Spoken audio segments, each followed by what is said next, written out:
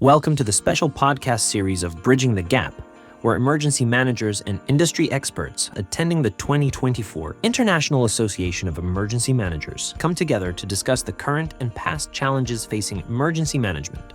Join us as we explore insightful recommendations for improving efficiency in the field through the latest trends, solutions, and expert advice. Tune into the conversation that's shaping the future of emergency management.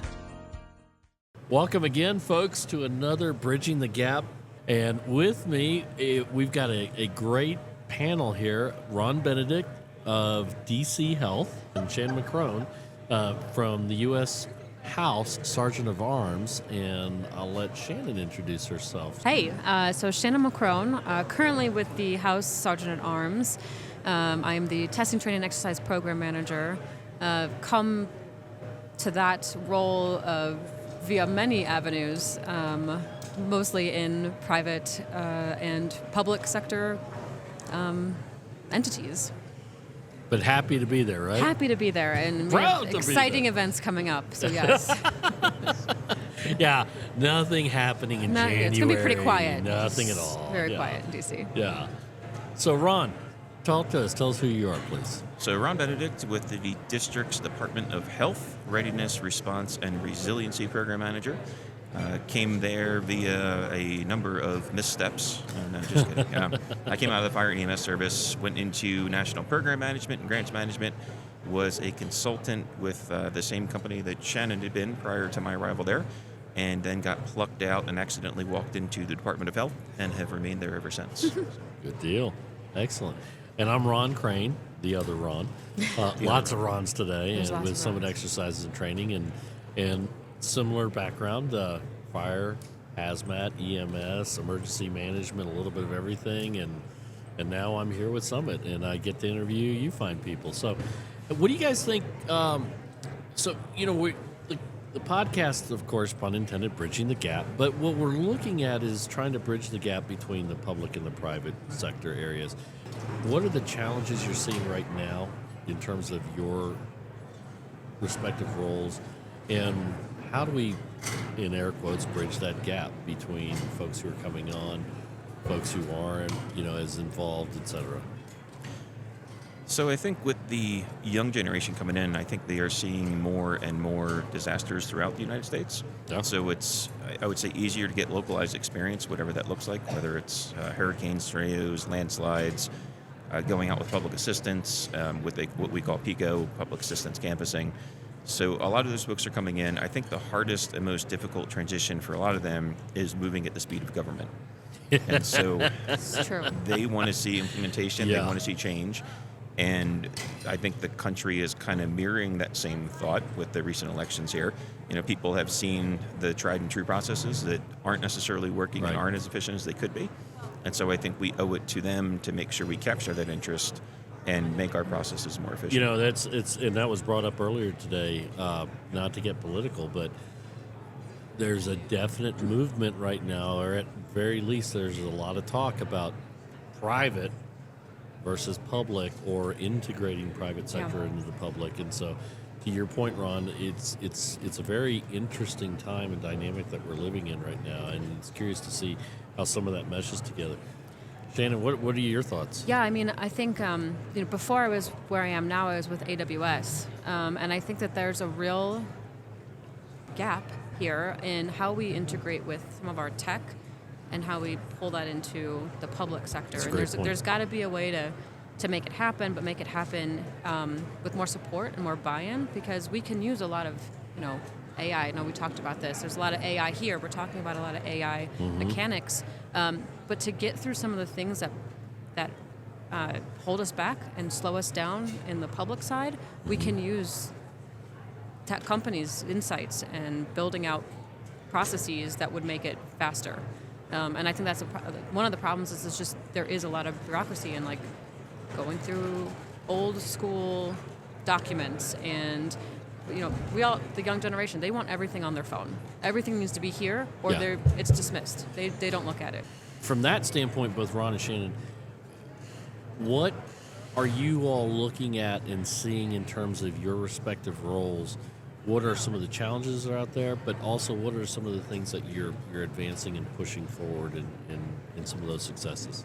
So I would say one thing in the testing, training, and exercise world that I see really slowing everyone down is going from evaluation and getting those evaluations into an after action and making it tangible, something that we can come away with and have actions and people can act on those actions. So, one thing I'd like to see Areas for improvement. Areas for improvement, Air sure, quotes, right, that one. But, I've seen it done where we have used technology. We have used Power BI through a survey on our phone during an exercise where we fill in a form. The moment something happens, we see it goes to a dashboard and it could be exported to Excel spreadsheet. And then from there, those of us who write the after actions, we're searching for keywords and phrases to bucket into after action reports. And it had made that process so much more streamlined, and it's faster, right? We're looking for after actions, it's like 2 months, 3 months after the thing happens, and everyone's forgotten at that point. I think to follow up on Shannon's point, so one of the things we are building at DC Health is a Power BI system that basically captures all that input, puts it into Microsoft Lists, and then has a reference and link to it. So it will capture all those, and then we will sort of put them into a filter, so to speak, because we all know the same things. We keep repeating the same basic communications issues, same basic operational readiness issues. So why not try to streamline that and capture it so we can fix it once instead of 32 different places in a different report? The other thing is the after-action reports need to be condensed into a 2-page format. We all know after-action reports contain 30-something recommendations typically. We never get to fix them, so why do we keep repeating the same process? To your point of that, the phrases that they were saying, killer phrases. So why not highlight the top 2 or 3, and we fix 2 or 3 of those, the next report will be the next most critical importance. There are people in your home city with a bunch of left arm pain right now when you say we only need 2-page after-action reports. But how is that even possible? Well, I mean, we repeat. We have the sit man, then we report all the information and repeat it again, all in the. So why? My leadership needs a 1-page document of what we need to focus on. When it comes to the budget, and they say, "Here's I have $50,000 to fix something. What do I fix?" I don't hand them a 30-page report. They don't have time for it. Yeah. So it's sort of like the military, bluff, basic language up front. Tell me what you need. So that's one of the big areas we're exploring. The other area, and to sort of plug one of our vendors who was here, the VOC system, which is a technological marvel for us. So we are doing everything from incident tracking to ICS forms, EOC logins. There's a separate sort of chat function you can use that is not subpoenable under legal requirements. We do our fleet management in there, special event approvals. So there's a whole lot of technology, and that is something that the younger generation seems to capture, and they can run the system much better than I can, to be quite honest. So let them build those things and take ownership of them, and you'd be surprised where folks can take you if you just give them the sort of intent of where you want to go. So I guess the best way of putting it, who's analyzing all this data? Yeah, so, I mean, without using technology, it's a human. Yeah, right? You're reading through, and that's why I like a survey on a phone or something. I don't have to try to decipher what someone's handwriting is even saying. That alone is archaic and very difficult. So then if you put it in through a survey-based system, it's going into a repository, and it's Excel. To get down to 2 pages after action, right, we can search in Excel or search in our database for keywords that have to do with budget. And then it's on a human, right, to build a really nice, concise recommendation that encompasses all those things. But it's got to be a push-pull, right? There's symbiosis between humans and... I say, taking that one step further, if you look at the AI models that are coming out, there's a tremendous issue with putting government documentation, government plans in the public sector in ChatGPT, but you can load local models onto your machine that are sort of firewalled off, that will not be spilling over into public domain, and build a lot of this from there. Absolutely. So I think that is somewhere we have to work for. I will say at DC Health, when I brought up that topic, there was a lot of resistance there. They thought that moving and keeping up with technology... Killer phrases, exactly. Killer phrases, and I mean, said, doesn't it fit? I mean, yeah. And their version, well, we have a chatbot on our homepage. Really? Well, okay, that's great, but that's What do you do 1% with it? of what we could be doing. Yeah. What do you all see, both near term as well as long term, some of the challenges that you face in your respective positions, especially in the District of Columbia, which is one of the epicenters of everything? Yeah, I mean, I think, like it's been talked about here, right? There's a couple things with crisis communications and messaging. It's a matter of how do we reach, and this is not on us. This is HAZMAT is responsible for that crisis messaging, and they do a great job. But it's how do you reach people, and how do you communicate with all these diverse demographics that are coming in? Maybe they're unaware of pockets of DC, or they're unaware of how to get out of the city.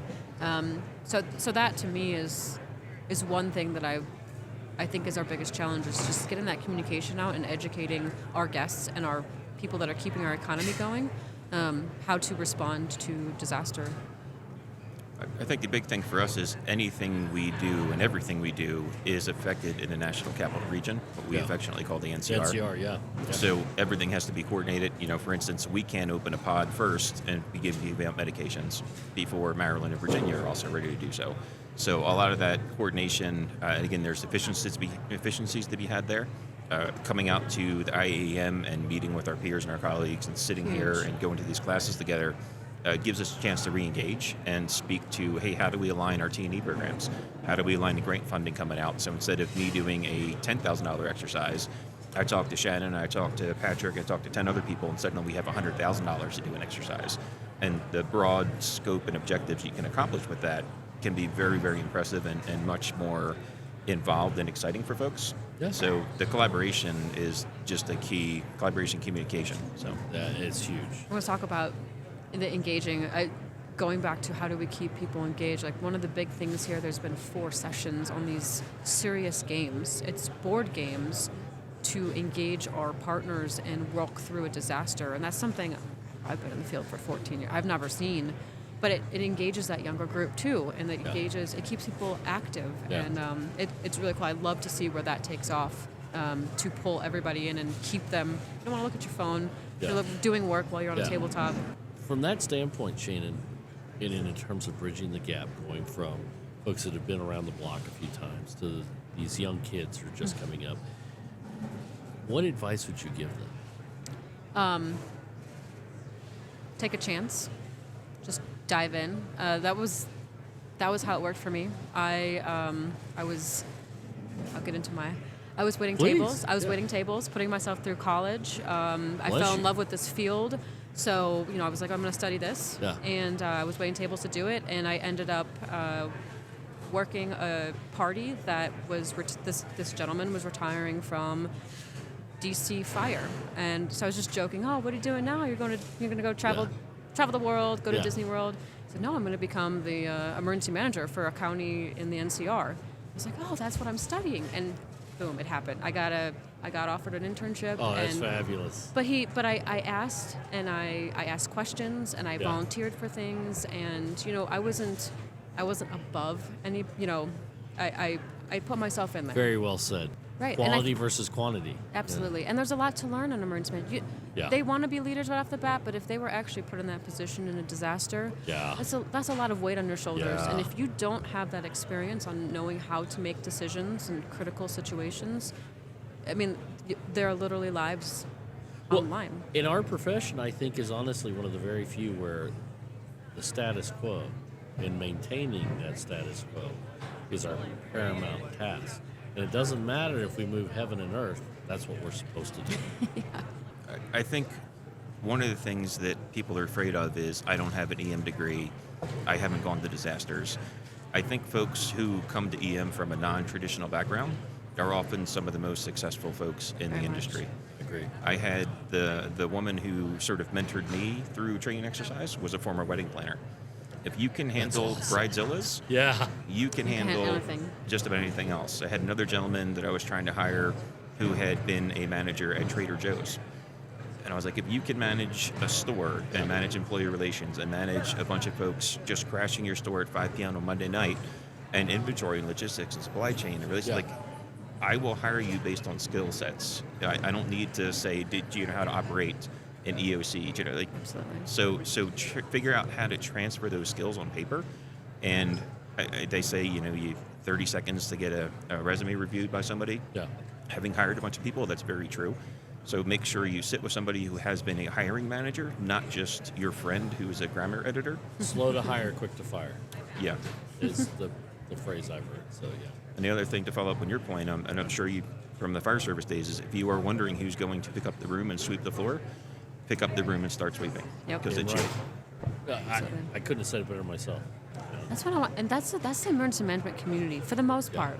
Everybody's well grounded, right? And I think that's why these events, right, are fun.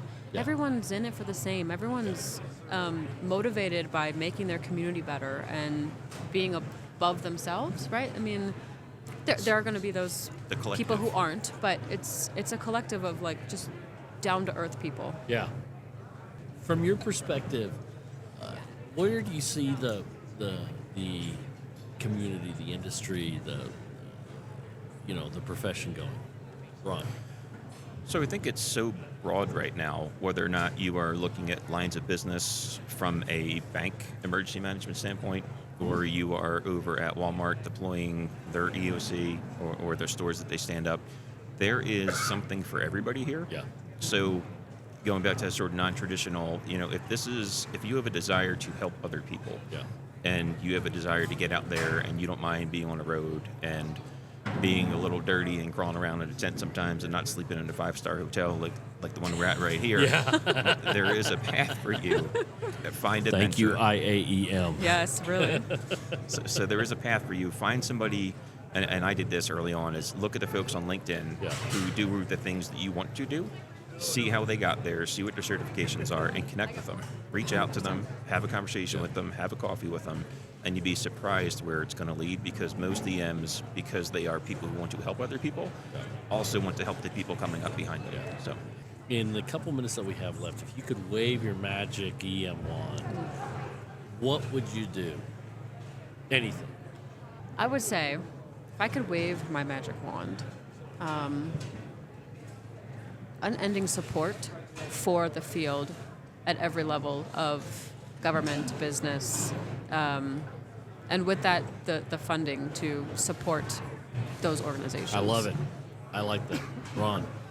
I'm going to borrow Justin Pierce's right up in his LinkedIn ad. He just left the IAEM conference here. He's the emergency manager out at LAX. Okay. And a couple of things, and he's sort of one of the thought leaders here, and he said it's a couple of things he came away. It's time to rewrite the Stafford Act. Yeah. So I think Just a little. Yeah, just a little. if you haven't had time to listen to the opening statement from the Louisiana representative, Oh, that was wonderful. an elected official who really understands it. So I think definitely get back to that. Number 2, emergency managers need consensus on our story to share with elected officials. Certainly you're seeing a lot of that with the pushback down North Carolina. We need a sort of vision for that post-disaster recovery, and we need to really come together. We have these sort of separate organizations, NEMA and the big county officials, big city officials. In some ways, I think that's diluting the authority of what we are bringing forward. Competing entities. Yeah. I agree with everything you said. Guys, I can't thank you enough for being here. This was a great conversation. I really appreciate it. Ron Benedict. Ron, thank you. DC Health. Thank you. Shannon McCrone of the House Sergeant at Arms Emergency Management Division. Yeah. Thank you guys so much. And I'm Ron Crane, Summit Exercises and Training, aka SummitET, and thank you again for being with us for another Bridging the Gap podcast. Awesome.